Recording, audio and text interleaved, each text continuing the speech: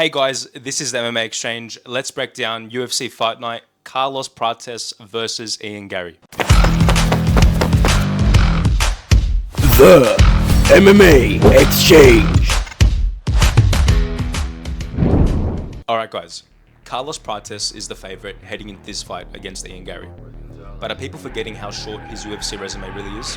Meanwhile, Ian Garry, once the UFC's golden boy, has lost momentum after his defeat to Shavkat Rakhmonov. This fight isn't about hype. It's about who can rise above the pressure. Carlos Prates is coming off a win against Neil Magny. But let's not ignore the fact that Mike Morales knocked out Neil Magny quicker and faster than Carlos did. Prates has power, sure. He has pressure, but he's also gotten taken down by Mitch Ramirez, who we've seen now is not the elite level.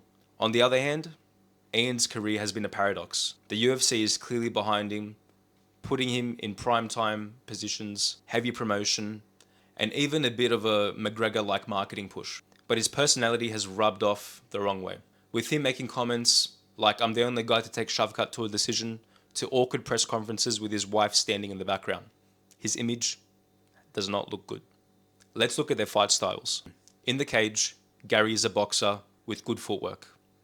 He doesn't carry big power, and that is clear. He did take Magny to a decision. When he let loose against Muslim Salikov, he got clipped. And since moving to Brazil, he's adopted a grappling, heavy style. And that was present in the MVP fight. Prates, meanwhile, he is a different animal. Forward pressure, sharp knees, and fight-ending power. When he walks you down, it feels inevitable. But again, he hasn't fought the same level of competition like Ian Garry has. The question is, has he improved his takedown defense enough to keep the fight standing? Ian Garry stepped into this fight relatively on short notice due to Jeff Neal pulling out. Now Carlos, though, has a full camp, and that matters. But Garry has been training consistently, and this fight being in Brazil plays into his current lifestyle. Carlos will need to cut the cage and keep Garry from resetting.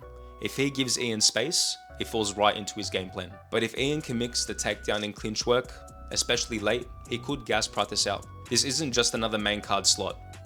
If Prates wins, he proves that he belongs in the top 10. If Ian loses though, the narrative changes from possible future champ to he wasn't really that good. It's pressure versus polish, power versus precision. For me, I believe that Carlos Prates will knock out Ian Garry. But who are you riding with?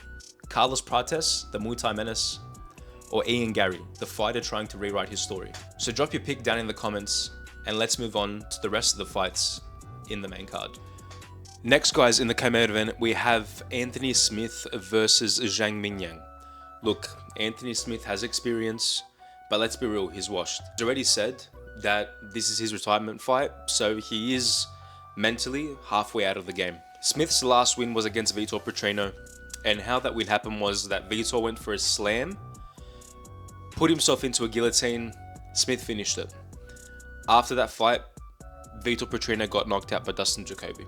That's all I have to say. Now, Zhang Mingyang, yes, he's fought lower level competition, he's lost fights on the Chinese regional scene, and if anyone has watched my videos before, you know I don't rate the regional scene of China because it's padded with strikers. But here's the thing, Zhang is on an 11 fight win streak. In the UFC, he has knockouts over Branson Ribeiro and Ozzy Diaz, and yes, those aren't elite level fighters and names, but he does have knockout power. There aren't many top-ranked Chinese male fighters, and I think this is UFC's opportunity for their next push towards the Chinese market. I don't even think this goes past round 1, and I believe that Zhang will win via round 1 KO.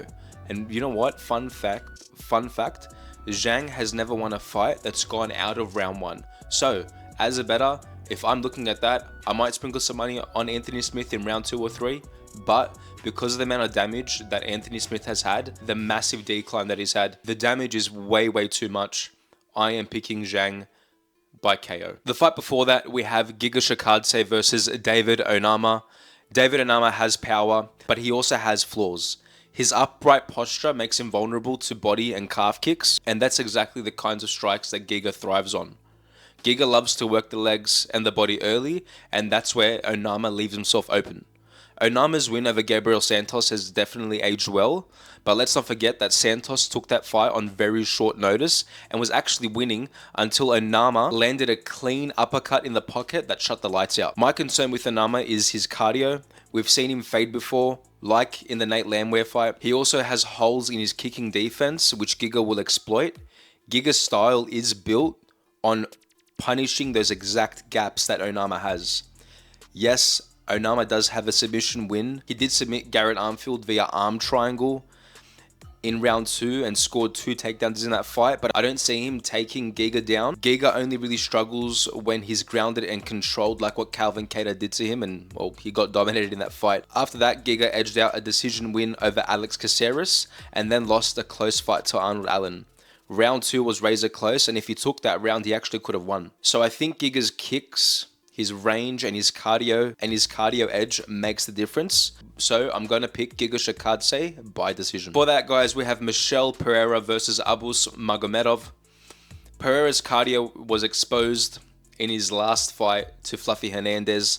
Apparently, he didn't have much training in that fight due to illness or injury. Before that, he beat Ihor Peterio, Alexia Chuk, and Petrosky, and these fighters are not high ranked at all. Since the Diego Sanchez DQ and the Connolly loss, Michel Pereira has definitely fought safer. Abus, on the other hand, has fought tougher guys like Sean Strickland and Baralho, and even though he lost those fights, it still shows that he's able to hang with the higher level competition. Both have cardio issues, but when I'm breaking this fight down, I'm looking at who can do the basics better and who can work or tweak more of their game plan to make themselves more patient, to work on their cardio, and so I believe Abus Magomedov will win this by decision. Before that, guys, we have Randy Brown versus Nicolas Dalby.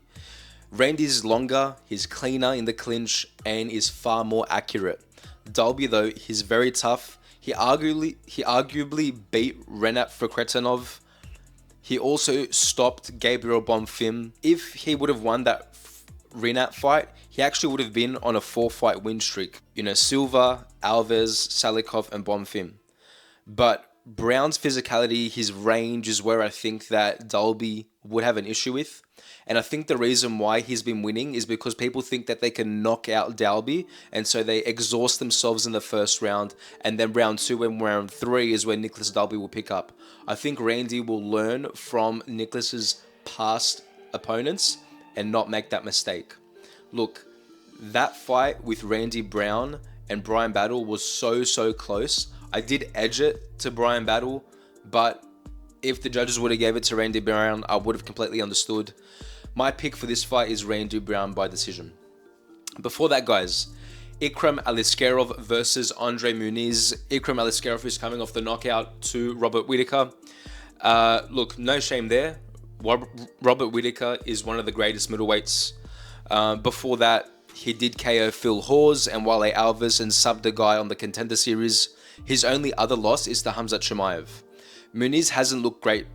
He was stopped by Paul Craig and choked by Brendan Allen. He does have really good BJJ, but if Ikram keeps it standing, he's got the edge. I'm going to go Aliskerov by KO. And that, guys, is the breakdown of the main event.